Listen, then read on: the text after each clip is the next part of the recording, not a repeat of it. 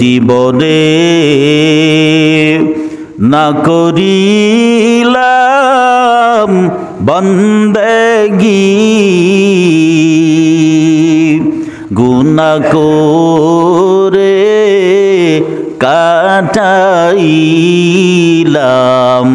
জিন্দেগি, গুনাহ করে কাটাইলাম জিন্দেগি। তওবা করে আবার তওবা ভাঙ্গিলাম, তওবা করে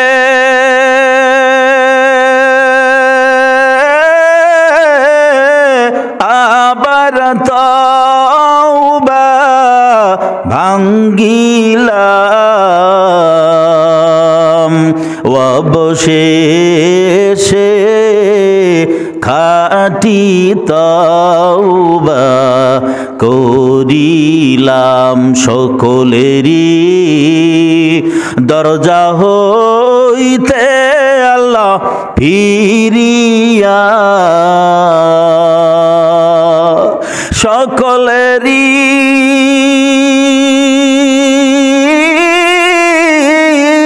দরজা হইতে আল্লাহ ফিরিয়া, আপনার রোজায় রইলাম পড়িয়া, আপনার রোজায় রইলাম পড়িয়া। আপনি টাকা নিলে সে আপনার কাছে দাবি থাকে না, পাও না, তা টাকাটা পরিশোধ করতে হবে। ঠিক তদ্রূপ এই বান্দার হক মানে বান্দার দাবি পাও না, এটা পরিশোধ করতে হবে।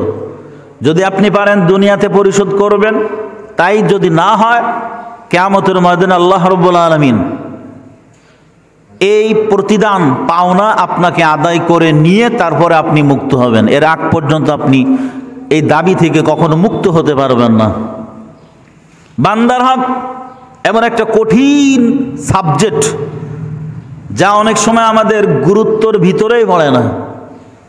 তাই পরিবার বলেন, সমাজ বলেন, রাষ্ট্র বলেন, সর্বক্ষেত্রে বান্দার হকের দাবি দাবা এটা আমাদের গুরুত্বই আসে না। কিন্তু এটা এমন একটা সাবজেক্ট, কাবা ঘরের গ্লাস ধরে যদি কেউ ভেটকায় থাকে সারাটা জীবন, আর যদি সেই বান্দা কারো কাছে ঋণ থাকে, দাবি দাবা যদি কারোর থাকে, ওই বান্দা যতক্ষণ মাপ না করবে আল্লাহ নবী বলতেছেন আল্লাহ মাপ করবেন না। খুব খেয়াল করেন, এটা কিন্তু অনেক গুরুত্বপূর্ণ বিষয়। অনেক বয়ান, অনেক আলোচনা, অনেক ওয়াজ নসিহত হয় বিভিন্নভাবে, কিন্তু এই আলোচনাটা খুবই কমই হয়, খুব কম হয়। কিন্তু এটা এমন একটা সাবজেক্ট, আল্লাহ বলতেছে আমিও মাফ করব না পাওনাদার যদি মাফ না করে। দুনিয়ায় বর্তমান এই ব্যাপারটা যদি মানুষ জাতি আজ খেয়াল করত যে বান্দার হক এটা মাথায় রেখে যদি পরিবারের গার্জিয়ান যদি পরিবার চালাতো, সমাজের গার্ডিয়ান যদি সমাজ পরিচালনা করত, রাষ্ট্রের গার্ডিয়ান যদি রাষ্ট্র পরিচালনা করত, এই জিনিসটা মাথায় রেখে যে বান্দার হক এটা আমার মাথায় রেখে আমাকে রাষ্ট্র পরিচালনা করতে হবে, তাহলে এত দুর্নীতি, জুলুম, অত্যাচার, নির্যাতন, নিপীড়ন আমাদের মনে হয় কানেও শোনা লাগতো না, চোখেও দেখা লাগতো না। গত কয়েকদিন আগের ঘটনা, আমি সংবাদ পাওয়ার পরে খুলনা 250 বেড মর্গের সামনে দাঁড়ানো প্রায় 2 ঘন্টা। আমার বিবেক আমাকে বলল এখানে দাঁড়ায় থাকতে, আমি পারিনি ওখান থেকে চলে আসতে। দুপুরে খানা নাই, খুবই ক্লান্ত, দাঁড়ায় থাকলাম। একে একে আমার সামনে দিয়ে প্রায় 7টা মরা দেহ মর্গের ভিতর থেকে পোস্টম্যাডাম করে বের করলো। ওর ভিতরে 7 জনের 7 রকম, কিন্তু ওর ভিতরে 3 জনের একই রকম মামলা। কলিজা এখনো কাঁপতেছে আমার। এটা কি করে সম্ভব? এটা কি করে মানুষ পারে? এটা তো মানুষের কাজ হতে পারে না। একটা বাচ্চা, মেয়ে বাচ্চা বয়স 7 বছর, ছেলের বাচ্চা বয়স 8 বছর, এরা 2 ভাই বোন এবং সাথে তার নানি, একই বাসায় খুলনা শহরে ভাড়া থাকে। আব্বাও চাকরি করে, আম্মাও চাকরি করে। বাসায় দেখাশোনার জন্য নানিকে নিয়ে রাখছে সাথে, নানি বাসায় আছে। ওই বাচ্চা দুটো ওই দিনকে ক্লাস করছে মাদ্রাসা। খুব কষ্ট লাগে, না জানি ওই মা বাবার কি হালাত। আল্লাহ তাদেরকে ধৈর্য ধরা তৌফিক দান করুন, বলেন আমিন। ওই দিনকে মাদ্রাসায় আবার একটা ইসলামিক সঙ্গীত পরিবেশন করেছে মেয়ে বাচ্চাটা। ওইটা পরবর্তীতে আমরা দেখছি। ওই দিনকে মাদ্রাসায় ক্লাস করার পরে, হাবিব লাইন মাদ্রাসা খুলনা টুটপাড়ার ভিতরে, আমি ওখানে গেছি একটা প্রোগ্রামে। ক্লাস করার পরে বাড়িতে ফিরল। বাড়িতে ফিরবার পরে আনুমানিক সম্ভবত ক্লাস করে আসার পরে সন্ধ্যার আগ, এই সময়টার ভিতরে কে বা কারা দুর্বৃত্তরা বাসার ভিতরে ঢুকে ইট পাটকেল দিয়ে মাথার পেছনে সামনে বিভিন্ন জায়গায়, সেই দৃশ্যটা দেখার মতো না বাবা। আমি আপনাদের কেমনে বোঝাই? মেয়ে বাচ্চা হয়তো হাত দিয়ে ঠেকাইছিল, আমারে মাইরেন না, সম্ভবত এই 3টা আঙ্গুল, ডান হাতের 3টা আঙ্গুল থেতলায় ঝুলতেছে। করুণ দৃশ্য। এইভাবে তাদেরকে আঘাত করতে করতে শেষ নিঃশ্বাস বের হওয়ার আগ পর্যন্ত এই জুলুম করে তাদেরকে দুনিয়া থেকে বিদায় করেছে। এরা কি আমাদের পাশে তো সুন্দরবন জঙ্গল, আমার মনে হয় সুন্দরবন জঙ্গল থেকে রয়্যাল বেঙ্গল টাইগার আসছিল, আর নয় হনুমান আইছিল, এরা এইগুলো করে গেছে না? কি বলেন? মানুষ কোথায় খুঁজবেন আপনি? মানুষকে, যে মানুষ তার ভিতর তো একটা মস্তিষ্ক আছে, ভালো মন্দর একটা বিবেক আদালত সবার আছে না? আমি সব বাদ দিলাম, ওই 2টা বাচ্চা এমন কি অপরাধ করেছে, কি অন্যায় করেছে, যে অপরাধের কারণে তাদেরকে এইভাবে গালের ভিতরে কাপড় দিয়ে ঢুকায়ে যেন সাউন্ড করতে না পারে। আহ, হাই হাই হাই। এই জুলুমের একদিন বিচার হবে কি হবে না? সবাই বলেন হবে কি হবে না? দুনিয়াতে আল্লাহ অনেক ক্ষেত্রে অনেক বিচার দেখায় দেন। যদি আল্লাহ পাক রব্বুল আলামিন দুনিয়াতে না দেখেন, কিয়ামতের ওই কঠিন মুসিবতের কালে এমনিই সবাই আনাফসি আনাফসি। আল্লাহর নবী বলেন, 2টা কুকুরকে উঠানো হবে ময়দানে মহাশরে। দুর্বল কুকুরকে আঘাত করেছিল সবল কুকুর। আল্লাহ বলবেন আজকের ইনসাফের বিচার কায়েম হবে। ও দুর্বল কুকুর, তোমারে দুনিয়াতে দুর্বল বানায় পাঠাইছিলাম। আচ্ছা, দুনিয়াতে দুর্বল সবল এগুলো বানিয়েছেন কে? সবাই বলেন কে বানিয়েছেন? আল্লাহ বানিয়েছেন বাবা। গরিবরে যে বানিয়েছেন, ধনীকেও সে বানিয়েছেন। জনগণ যে বানিয়েছেন, সে নেতাও বানিয়েছেন, ক্যান্ডিডেট বানিয়েছেন, ঠিক নেই? যে এইখানে দুর্বল আবার যে সবল, তাদেরও মালিক আল্লাহ। কিয়ামতের কঠিন মুসিবতের দিনে সবাই যখন এনাফসি এনাফসি, আল্লাহ আমার কি হবে, আমার কি হবে। আল্লাহ পাকের নবী বলেন, 2টা গরুকে ওঠানো হবে। দুর্বল গরুকে শিং দিয়ে সবল গরু আঘাত করেছিল দুনিয়াতে। আল্লাহ পাক রব্বুল আলামিন নির্দেশ করবেন, আজকে দুর্বল গরু তোরে শক্তি দিয়ে দিলাম, তোর দুনিয়াতে তোর উপরে যে জুলুম নির্যাতন হয়েছে, এই জুলুম নির্যাতনের পাল্টা প্রতিদান জবাব তুই আজকের নিয়ে নে। ভাইরা আমার, কি দুঃখ, কি দুঃখ গো। আজ আপনি আমি মনে করতেছি লেনা দেনা বুঝি আপনার আমার টাকা পয়সা, জমি জায়গা, অর্থবিত্ত, ঠিক না? ঋণ, ঋণ বলতে কি বোঝায়? টাকা পয়সা, লেনা দেনা, জমি জায়গা, এইগুলো এইগুলো তো আছে। ওই নবীজি হাদিসের ভিতরে ক্লিয়ার করে দিয়েছেন, চোখের বাঁকা চাহনিতে যদি কেউ কাউকে ছোট করে, হেও করে, একখানে অনেক মানুষ আর অন্যখানে একজন আলাদা, বাঁকা চাহনি দিয়ে ওই সকল লোকদের ভিতর দিয়ে বোঝাতে চাচ্ছে এ কোনো মূল্য নাই, এ ফালতু, এর কোনো দাম নাই, বা এরকম খারাপ, এরকম হয় না অনেক ক্ষেত্রে। এই বাঁকা চাহনিতেও যদি কেউ কাউকে হেয় করে, ছোট করে, প্রতিপন্ন করে, কিয়ামতের ময়দানে বান্দার হকের আদালতে ওকেও দাঁড়াতে হবে। বাজারে গেলাম, কুলওয়ালা কুল নিয়ে বসে কুল বিক্রি করতেছে। বড়ই বলেন তো না, বড়ইওয়ালা বড়ই বিক্রি করতেছে। এই ভাই বড়ই কত? ওই বেচারার 50 টাকা বলতে বলতে 2টা কুল খাওয়া শেষ। বাদামওয়ালার কাছে বাদাম কত? ও 30 টাকা বলতে বলতে 4টা-5টা বাদাম খাওয়া শেষ। তুমি যে বাদাম খেয়েছ, তুমি যত বড় হাজী সাহেব হও না কেন, যত বড় যা কিছু হও না কেন, ওই কুলওয়ালা বাদামওয়ালা যদি 3টা-5টা কুল আর বাদামের দাবি যদি না ছাড়ে, আল্লাহ তোমার কলে জান্নাত দিবে না। হাজী বলবে আলহাজ লিখুনি কেন নামের আগে? প্রোগ্রাম বাতিল আছে না? নাই। নামাজ পড়ে না একক, তো মাথায় টুপিও দেয় না। ও যে কোনো কায়দায় ভিআইপি প্যাকেজ পাওয়ার পরে হজ করে আইছে, পোস্টারে নাম দেওয়ার পরে আলহাজ দিউনি কেন? মাহফিল বাতিল। আল্লাহ এই দিন যেন আমাদের আর না দেখতে হয়। কথা বলেন সবাই, ঠিক কিনা? বলেন আমিন। হ্যাঁ, স্বাধীন হয়েছে না? স্বাধীন হয়েছেন আপনারা, স্বাধীন করছেন না বাংলাদেশ দ্বিতীয়বারের মতো। তা স্বাধীন যদি হবে, তাহলে স্বামীর সামনে স্ত্রীকে ধর্ষণ কেন হচ্ছে? বাবার সামনে মেয়েকে ধর্ষণ কেন হচ্ছে? সন্তানের সামনে মাকে গ্রুপ ধর্ষণ কেন হচ্ছে? অন্যায় হচ্ছে, নিপীড়ন হচ্ছে। খুলনার এই ঘটনা, এমন জুলুমের শিকার হয়েছে, কেন হবে? স্বাধীন যদি হওয়ার মতো হইতো, এই দুর্দিন, এই দুঃসংবাদ আমাদের আর দেখা লাগতো না, শোনা লাগতো না। ঠিক কিনা কথা বলেন? আবার দ্বিতীয়বার স্বাধীন করতে হবে। সবাই প্রস্তুত থাকবেন, সবাই প্রস্তুত থাকবেন। আবার দ্বিতীয়বার স্বাধীন করতে হবে। এই স্বাধীনটা হবে একমাত্র শুধুমাত্র ইসলামের স্বাধীন। সবাই বলে, কথা বলেন ঠিক কিনা? ইসলামের স্বাধীন।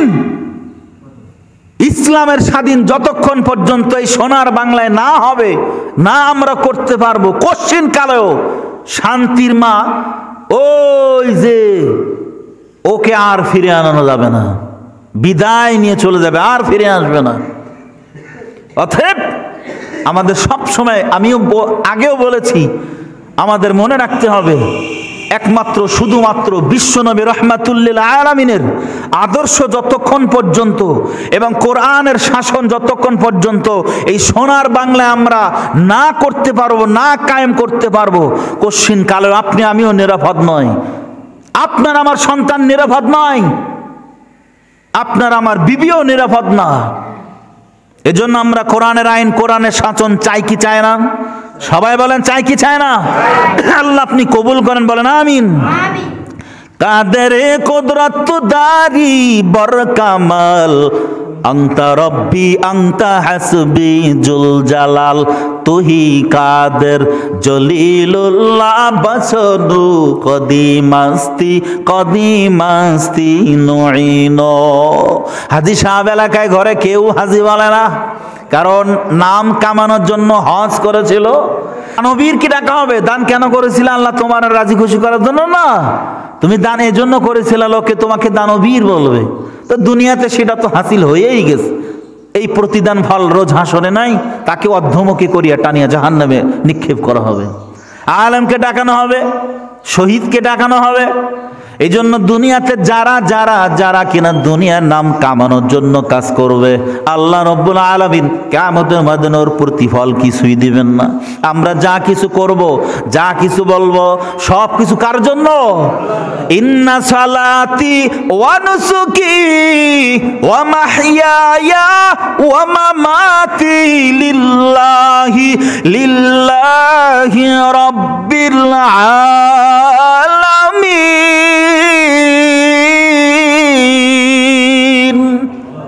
আর মহব্বতে বলা যায় না আল্লাহু আকবার?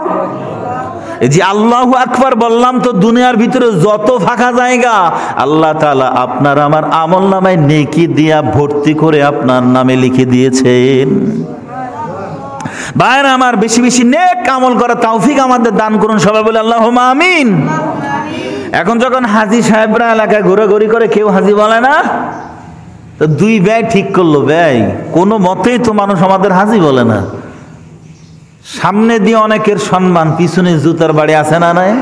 যারা দুনিয়া দুনিয়া করে পাগল, এদের সামনে যতটুকু মানুষ সম্মান করে, যারা দুনিয়াদার, আমি সবার ক্ষেত্রে বলতেছি না, যারা দুনিয়াদার, দুনিয়া দুনিয়া করে পাগল, এদের সামনে যতটুকু সম্মান, পেছনে জুতার বাড়ি, ঠিক কিনা? এই দুনিয়াদার যারা আছে, এদের একটা হলো ক্ষমতা চায়, আর একটা চায় শান্তি। এদের কপাল এতটাই খারাপ, এই দুইটার কোনোটাই তারা পায় না, না ক্ষমতা পায় না শান্তি পায়, ঠিক কিনা? এ অনেক কথা। আল্লাহ আমাদের সবাইকে কবুল করুন, বলেন আমিন। দুই ভাই ঠিক করলো, তাহলে মানিকতলা বাজারে চায়ের দোকানে এক ভাই বলো তুমি দোকানের ভিতরে যে বসবা, আমি বাইরে যাব। আমি বাহির থেকে বলবো ও হাজি সাহেব, তুমি ভিতর থেকে বলবা হ্যাঁ হাজি সাহেব আসেন চা খান। আমি ভিতর থেকে আবার বলবো না হাজি সাহেব আমি এখন চা খাবো না, আমার নিম্ন চাপ দেশ। মানুষ 10 জন থাকবে না, মানে সবাই শুনবে হাজি সাহেব। এই হলো আজকের আমাদের ইবাদতের অবস্থা। যাই হোক, বান্দার হক এটা কঠিন আদালত। কিয়ামতের ময়দানে 3টা আদালত বসবে। 1 নম্বর আদালত শিরকের আদালত। ইন্নাল্লাহা লা ইয়াগফিরু আইয়ুশরাকা বিহি ওয়া ইয়াগফিরু মা দুনা যালিকা লিমান ইয়াশা। আল্লাহ কোরআনের ভিতরে বলছেন, নিশ্চয় আমার সাথে শিরকের গুনাহ কখনো ক্ষমা নাই, কখনো ক্ষমা নাই। এ নিয়ে অন্য আরেকদিন ইনশাল্লাহ আলোচনা করা যাবে। আল্লাহ যদি মাফ করে তাহলে সে মাফ পাবে। আর তৃতীয় আদালত বান্দার হক। এই আদালতে বান্দা যদি মাফ না করে, আল্লাহ বলতেছে আমিও মাফ দিব না।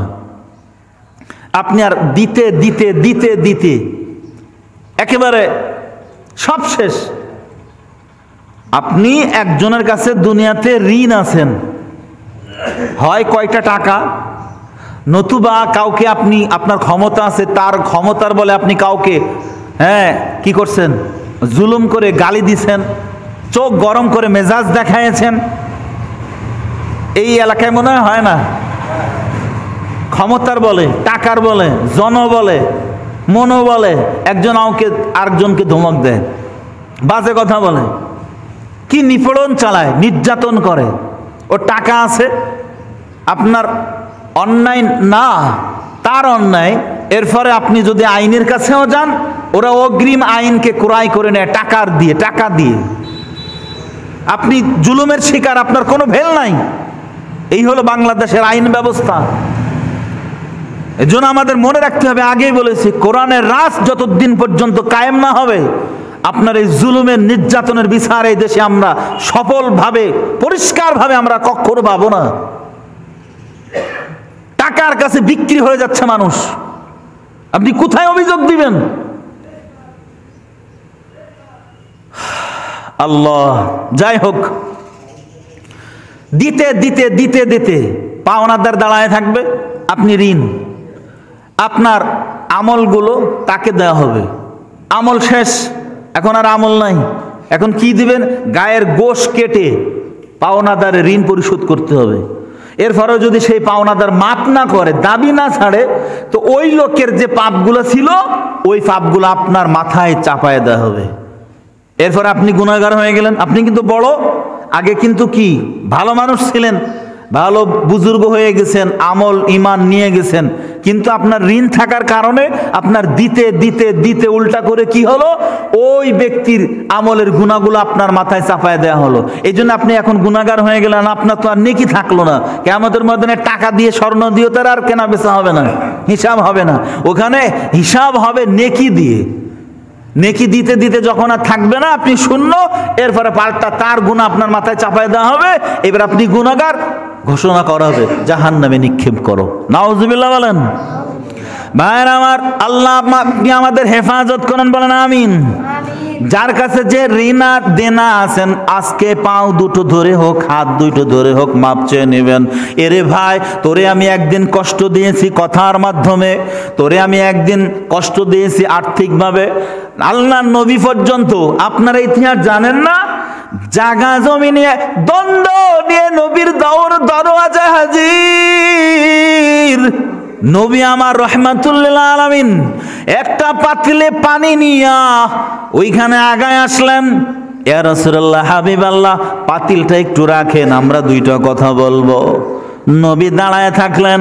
আমি যদি এখন পাতিলটা জমিনে রাখি, পাতিলের তলা ভিজা, তলা ভিজা, যেহেতু পুষ্কুনি হোক আর পানির সিস্টেম যেখান থেকে নিয়ে আসছেন, তলা ভিজা পানি, ওই পাতিলের নিচে যে পানি আছে তলা ভিজা, এই জমিনে যদি আমি রাখি, আর এই জমিন তো আমার না, এই পাতিলের তলায় যে মাটিগুলা যদি উঠে যায়, আর এই মাটি যদি আমি কাছে করে নিয়ে আমার ঘরে নিয়ে যায়, আমি আল্লাহর আদালতে এই জমি ধুলা বালির হিসাব আমি নবী দিতে পারবো না। সাহাবায়ে কেরাম বিচারে নিয়ে গেলেন। ইয়া রাসূলুল্লাহ, হাবিবাল্লাহ, বিচার চাই না, যে বিচার দেখাইছেন এনাফ। এইবার দুইজন সাহাবী, এ বলে ভাই আমার জমি আপনি নেন, ও বলে না ভাই আপনার আমার জমি আপনি নেন। আজকে আমি সামান্য, আপনার আমার অবস্থা কি? আপনার আমার অবস্থা সামান্য একটু জমা জমির কারণে মাথায় বাড়ি মারে দ্বিধা করি না। আমি ভাইপো ভাতিজা চাচাকে আঘাত করতেছি, দ্বিধা করে না। অনেক ক্ষেত্রে আমি ভাই ভাইকে আঘাত করি সামান্য জমির জন্য, দ্বিধা করি না। আমি সন্তান হয়ে আমার বাবাকেও জমির হিসাব ঠিক মতো দেয় নাই, বার্ধক্যে আমার বাবা পৌঁছায় গেছে, তাকেও মনে কষ্ট দিতে দ্বিধা করি না। দুনিয়ার লোভ, দুনিয়ার লোভ, তাছাড়া আর কিছু না রে বাবা। চক্ষু যদি বন্ধ করি সব শেষ হয়ে যাবে, খবর থাকবে না। বান্দার হক, অনেক কথা বাবা কখন বলি। স্বামী আর স্ত্রীর ভিতরে হক আছে না নাই? স্বামীর উপরে যেমন স্ত্রীর হক, স্ত্রীর উপরে তেমন স্বামীর হক। ভাইয়ের উপরে যেমন ভাইয়ের হক, বোনের উপরে ভাইয়ের হক, বোনের হক ভাইয়ের উপরে। আমি এই মসজিদের দায়িত্বে আছি খতিব, আমার হক আছে আপনাদের উপরে, আপনাদের হক আছে আমার উপরে। কথা বুঝছেন নি? এমনই ভাবে বর্তমান যে বিষয়টা নিয়ে আমি একটু কথা বলবো, সেটা হলো সন্তান আর মা বাবা। মা বাবার হক থাকে সন্তানের উপরে, আছে না নাই? আবার আরেকটা কথা না বললে হয় না, চতুর্দিকে এক আওয়াজ, দেশ বাঁচাও সমাজ বাঁচাও, দেশ বাঁচাও সমাজ বাঁচাও, হাহাকার। দেশ বাঁচাও সমাজ বাঁচাও চিল্লাইতেছি, ফাড়াইতেছি, কাজের কাজ যদি না করি কি লাভ? দেশ বাঁচাও সমাজ বাঁচাও, এই কথাটা বলার আগে ও গার্ডিয়ান, তুমি তোমার সন্তানকে জুয়ার আড্ডা থেকে বাঁচাও। ও গার্ডিয়ান, তুমি তোমার সন্তানকে তাসের ফেলাসের আড্ডা থেকে বাঁচাও। রাগ করেন মনে হয়, রাগ করেন? ও গার্ডিয়ান, তুমি তোমার সন্তানকে টাচ অ্যান্ড্রয়েড মোবাইলের আড্ডা থেকে বাঁচাও। যখন এই এলাকার সমস্ত গার্জিয়ানরা তাদের সন্তানদেরকে গুনাহের আড্ডা থেকে ফিরানোর চেষ্টা করবে, দেখবেন এত মামলা হামলা, হানাহানি, চিল্লা পাল্লা, আন্দোলন, স্লোগান, কোনো কিছু করা লাগবে না, সমাজ এমনিই ভালো হয়ে যাবে। আজকে সন্তান জন্ম দেওয়ার কথা, জন্ম দিয়েছি, এরপরে কর্ম করার খবর নাই, আছে না নাই? আছে না নাই? সন্তান জন্ম দিয়েছি, সন্তান কই গেল, কি করলো, কি দরকার, কোনো খবর নাই। অথচ রাহমাতুল্লিল আলামিন স্পষ্ট করে তার আদর্শের কথাগুলোর ভিতরে আমাদের জানাই দিয়েছেন, সন্তান জন্মগ্রহণ করার সাথে সাথে তার ডান কানে আযান, বাম কানে আকামত। কার আদর্শ? লাকাদ কানা লাকুম ফি রাসূলিল্লাহি উসওয়াতুন হাসানা। রাহমাতুল্লিল আলামিনের আদর্শের উপরে আর কারোর আদর্শ আছে নাকি জান আপনাদের? সবাই বলেন। রাহমাতুল্লিল আলামিনের আদর্শ, বাচ্চা জন্মগ্রহণ করছে, দ্বিতীয় নাম্বার কাজ তার মাথা নাড়া করে দাও। ডাক্তার বলে দিও না, ডাক্তার এও বলে আসো, হসপিটালের নামে এমন ব্যবস্থা রেখেছি, এইখানে যদি আসো এই সুবিধা পাবা, এই সুবিধা পাবা। ওর ভিতরে গোপন আর একটা সুবিধা আপনিও টের পাবেন না। আপনি যখন আপনার বিবিরে নিয়ে যাবেন, বলবে সিজার করা ছাড়া কোনো উপায় নাই। বাঁচাতে যদি চাও এক্ষুনি কাজে লাগিয়া যাও। এই হলো ইহুদি নাস্তিকদের কুচক্রান্ত। আপনারে আমি মুসলমান, আমাদের ভিতরে আল্লাহ নবী বলেন ওই বংশে বিয়ে করবা যেই বংশে অনেক বাচ্চা হয়।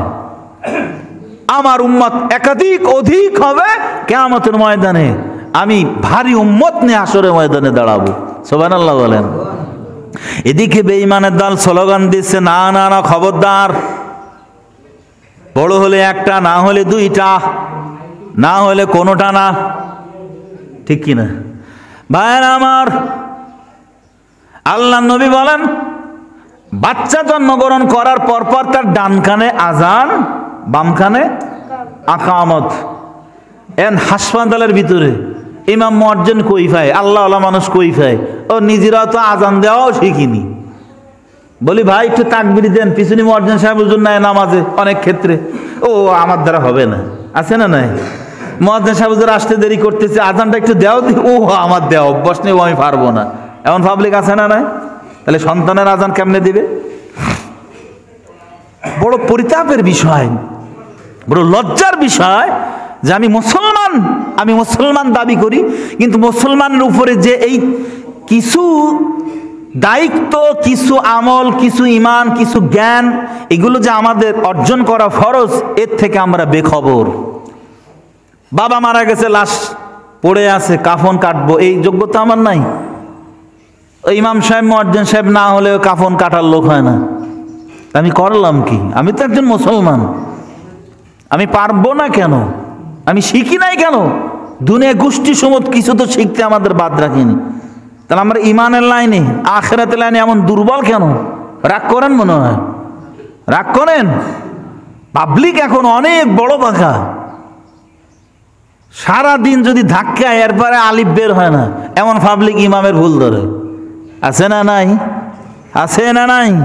মুফতি সাহেব দাঁড়ানো, মুফতি সাহেবকে একজন এসে প্রশ্ন করলো, ও কি? উনি পাশে দাঁড়ানো, উনি বলতেছে আমার কাছে শোনেন, ও এইটা না ওইটা। আছে না না এমন পাবলিক?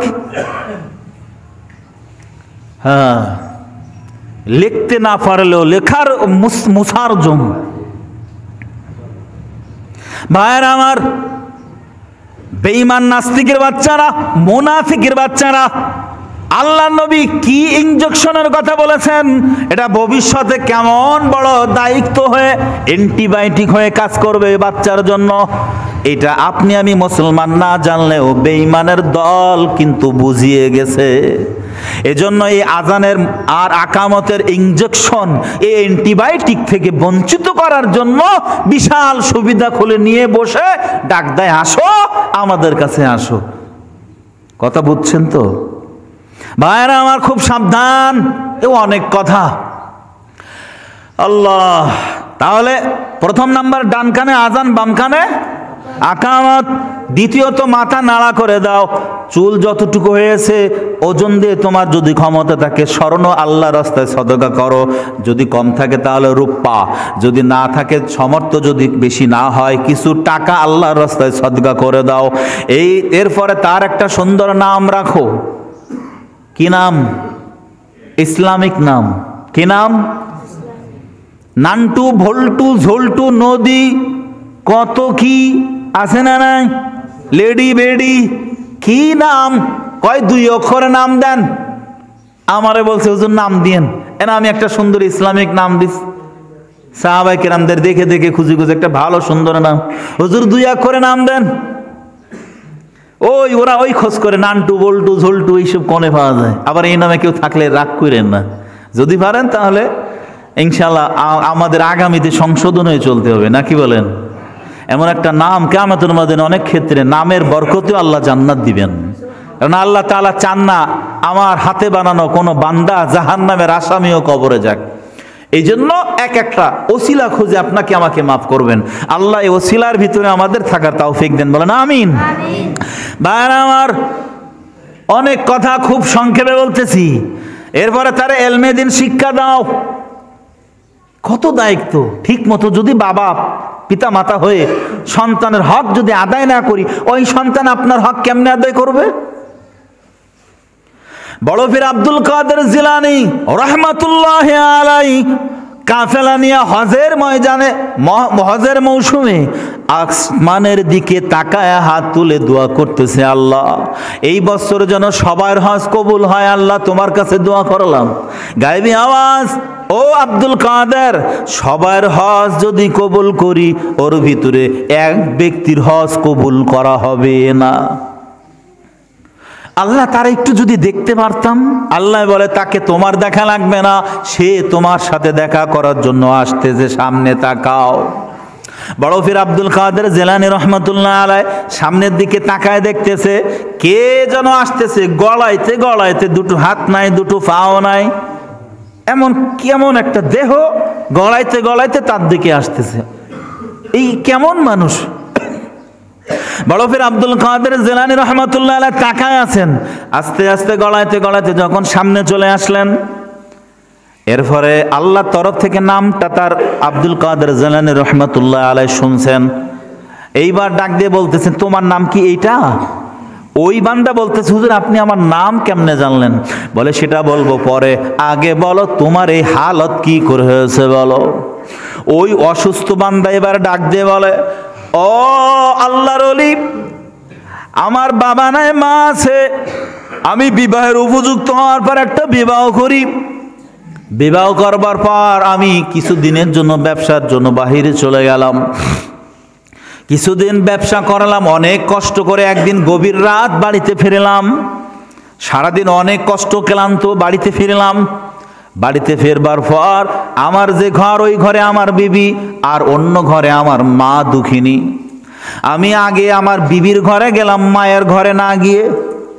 অথচ মায়ের ঘর তাকায় দেখতেছিলাম হালকা দরজা ফাঁকা করে টিপ টিপ ভিতরে যেন বাতি জ্বলতেছে। আমি আগে বিবির ঘরে গেলাম, ঠক ঠক আওয়াজ দিলাম, ভিতর থেকে কর্কশ আওয়াজে সাউন্ড আসতেছে। দরজা খুলবো পরে, আগে আমার বিচার করো, আগে তোমার মায়ের বিচার করো। হয় আমার বাবার বাড়ি দিয়ে আসো, না হলে তোমার মায়ের এই বাড়ি থেকে বিদায় করো। জোরে বলেন না নাউযুবিল্লাহ।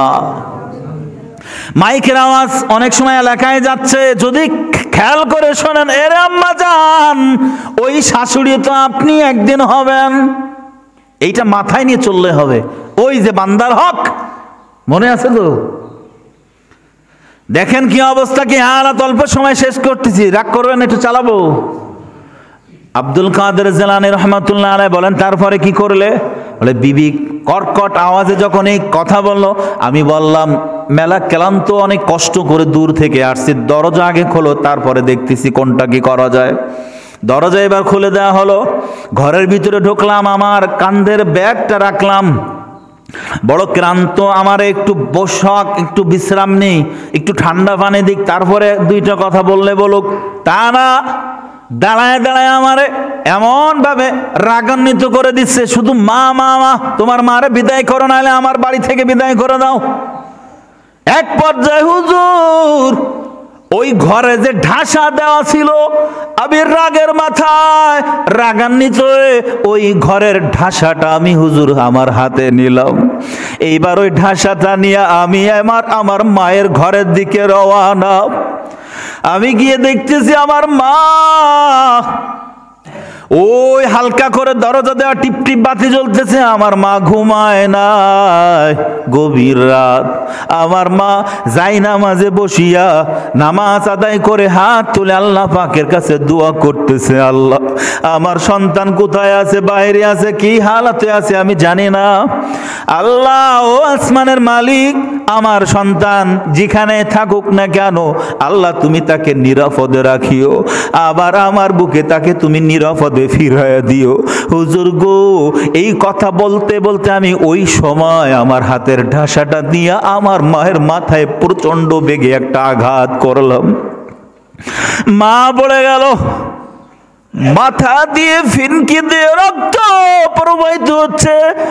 আমি ওই অবস্থা দেখার পরে হাত থেকে লাঠি ফেলাইয়া দিলাম। আমার মা ওই অবস্থায় কান্না করে করে বলতেছে, বাবা তুমি আমারে লাঠি দিয়ে ঢাসা দিয়ে আঘাত করেছো, কোনো দুঃখ নাই। তুমি যে আমার সামনে সুস্থ হয়ে যে ফিরে আসছো, এটাই আমার বড় পাওয়া। হুজুর এই কথা বলতে বলতে আমার মা কালেমা পড়তে পড়তে দুনিয়া থেকে বিদায়। মায়ের লাশটা দেখার পর হুজুর আমি মায়ের লাশটা বুকের সাথে জড়াইয়া মা মা বলে কান্না শুরু করে দিলাম। আমার মার দূরে নাই, আমার মারে জনমের মধ্যে হারায় ফেললাম। ওরে যাদের মা নাই তাদের দিকে একটু তাকায় দেখবেন। আর আপনারা আমার মা বাবা বেঁচে আছে, আপনি আমি মা বাবার মর্ম বুঝলাম না। যাদের বাবা বেঁচে আছে, বাবা একটা গাছের মতো ছায়া হয়ে তোমার আমার মাথার উপরে আছে।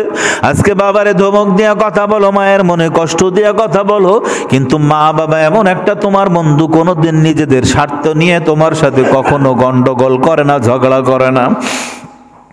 মায়ের লাশটা হুজুর বুকের ভিতরে জড়ায় আমি কান্না করতেছি, মারে বারবার ডাকতেছি মা মা।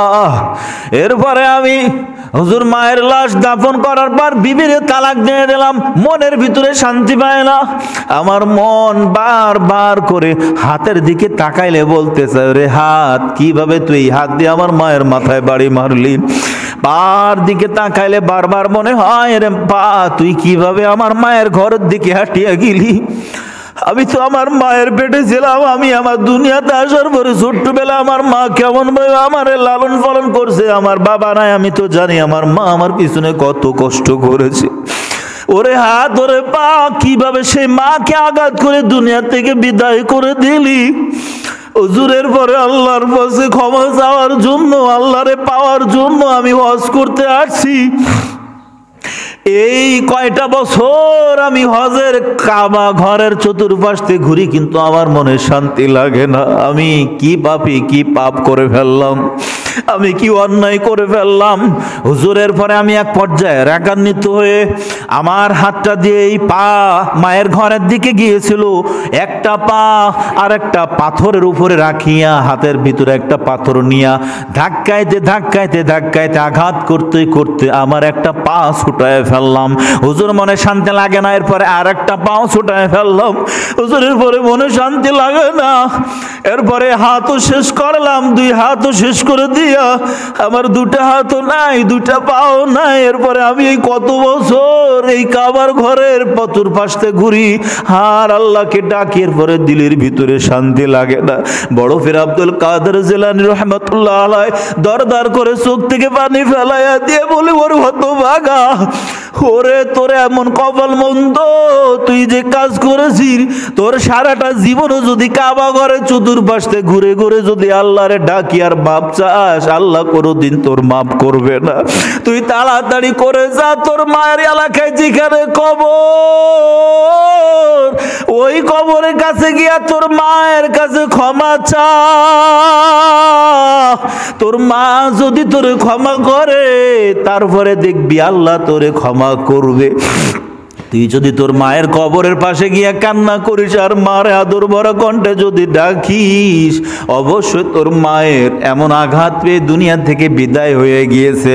এরপরে তুই সন্তান হওয়ার কারণে আল্লাহ পাকের মেহেরবানি, মা তোরে মাফ করে দিবি। ভাইয়েরা আমার, মা বাবা এমন একটা জিনিস, তাদের হক মাথায় রাখবেন, কষ্ট দিবেন না কখনো।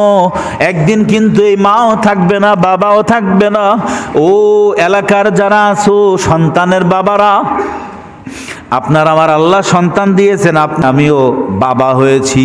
একদিন কিন্তু ওই দিন আপনার আমার দেখতে হবে। সন্তান আজকে ছোট, সন্তানের সামনে তুমি সিগারেট টানো, 2 দিন পরে ওই সন্তানও তোমার থেকে শিখে শিখে টানা শুরু করবে।